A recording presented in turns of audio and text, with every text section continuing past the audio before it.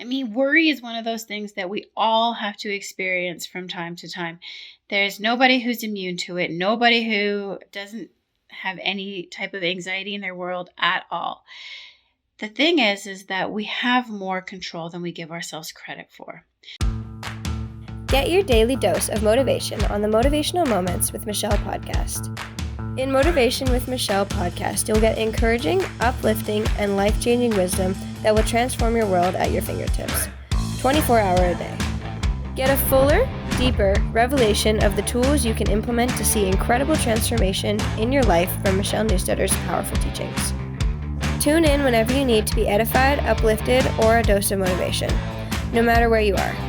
Subscribe to Motivational Moments with Michelle podcast with Michelle Newstetter today on Apple Podcasts, Spotify, or SoundCloud.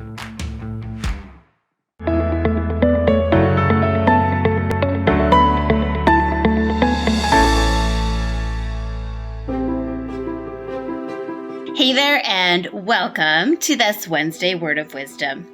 My name is Michelle Newstetter, and I am so glad that you are here today. What is it about anxiety that is so horrific? You know, when you're just flooded and overwhelmed with that sense of panic or dread, doom, that overwhelming feeling of anxiety, right? Some people might describe it as that like pit in the stomach or pressure in your chest or tingly feeling in your arms or legs, something to that effect, where your mind is flooded and we feel it all through our body. Too often, these overwhelming, almost dreadful sensations, they drive people to looking for just an instantaneous solution that like, okay, there's got to be like a pill I can take that's going to make this go away. And I mean, there are times when that is what we need, but it doesn't always have to be the first line of defense. One of the things that we don't learn when we start taking meds are the tools that we can use, the proper tools that are going to help us to better manage our anxiety so that we don't have to be on those medications forever. You know, our mind is designed to protect us, right? We have that fight or flight response. When anything happens, we have an initial emotional reaction. Doesn't matter what it is. Anything that happens to us, anything that happens around us, to people around us, stories that we hear, things like that. We have this initial emotional reaction. And once we start to recognize that initial emotional reaction, we then have to determine whether the anxiety that we are feeling in that moment is being helpful or not, right? Because sometimes it is, right? It's there for a reason. It's there on purpose to protect us, like the smoke detector, right? We need it. It's important. It keeps us safe. But we don't want it going off when we burn the toast, right? So even our anxiety, sometimes it's telling us something. It's giving us information, like maybe I forgot to do something or I still need to do something. And I still can do that right now. And then there's other times where it's just being hurtful. It's not taking us anywhere. There's nothing that we can do. Things are completely out of the scope of our control, which happens a lot for us, right? That when we're thinking about all those like what if type scenarios, we're in this place where something is completely out of our control. And once we've thought into that, then we get a choice.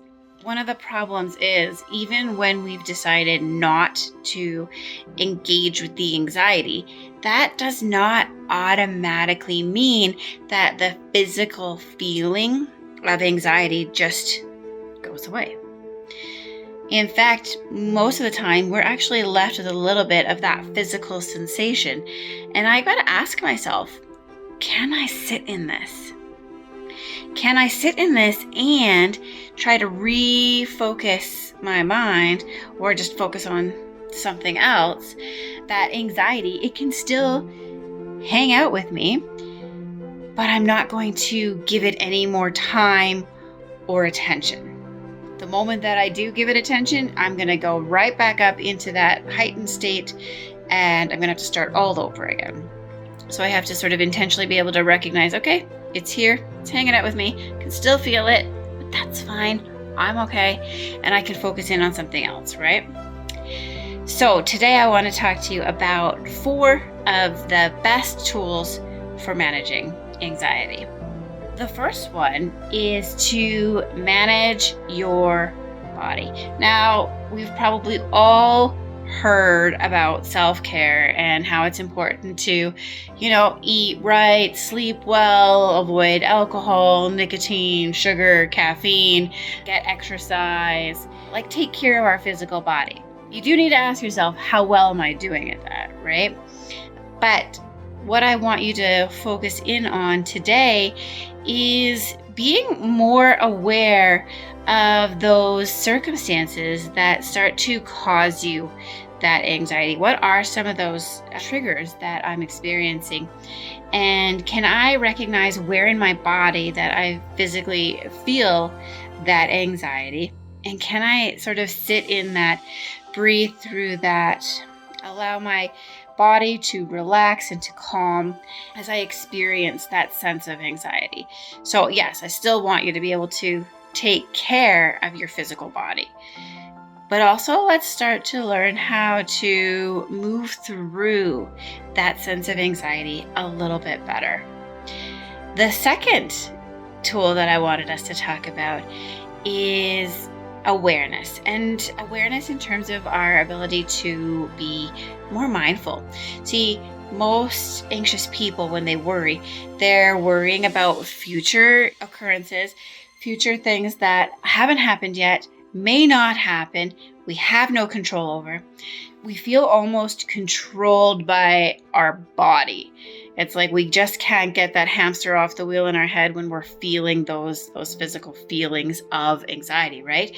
Most people don't know that we can manage our body to prevent things like panic from actually controlling what we do, what we pay attention to, where our focus is, what we're thinking about.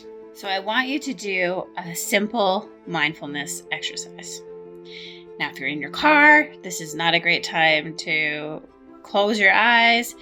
But if you are in a space that's safe, let's close our eyes and just start to breathe. Breathe in, breathe out, almost just regularly the way we would normally breathe.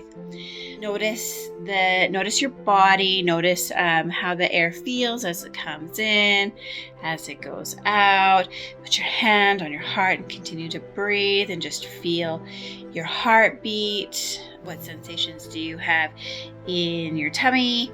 And kind of just be aware of okay, as I'm breathing in and breathing out, what does it feel like as it fills my body as I exhale? What does it sound like for me as I inhale and exhale?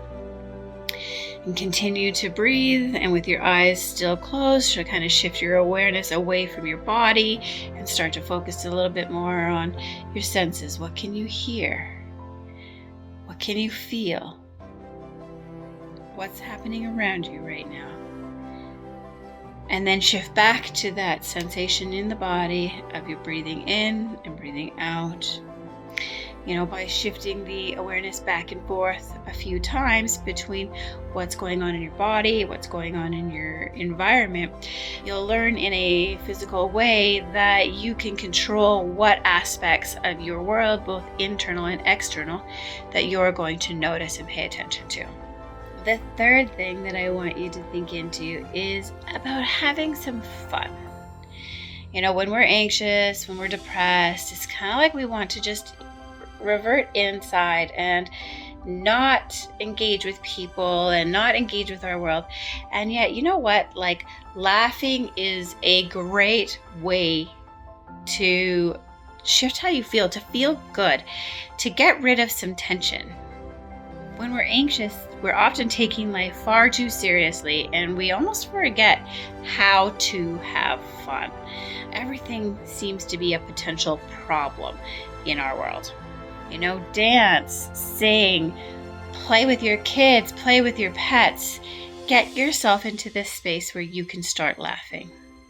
And the fourth one that I wanted to talk to you about is the idea of allowing yourself to recognize your worry, but just once. See, some of our worries do have to be faced head on. So what I want you to do is be able to recognize and acknowledge when the worry comes in.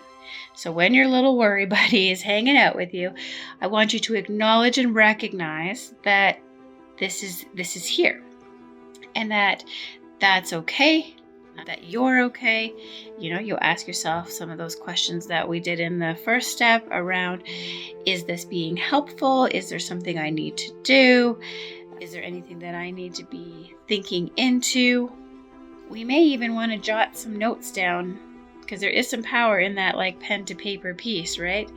And then what happens is that as worry is sort of hanging out with us and we're getting accustomed to it and it starts to dissipate, it may rear its ugly head again, right? But we can talk to it and we can be like, hey, that's enough. I already dealt with you. I already said I'm not talking to you anymore. I mean, choose words that work best for you, but we can start to speak to it and be like, no. I already said I was done talking to you. And we set that boundary for ourselves. By talking out loud like that, we set that boundary for ourselves and we help ourselves to navigate through that anxiety and that worry more effectively.